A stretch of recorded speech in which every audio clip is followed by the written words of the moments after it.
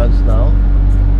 Taking a train back to Marseille, and then another train change to Toulon. Okay, see you guys later.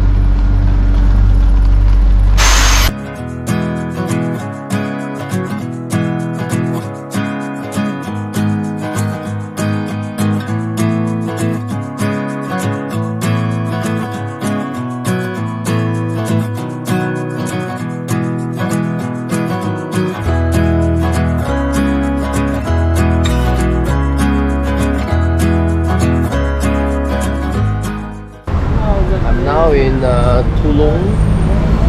It's like a port city, kind of an interesting place, but very small city.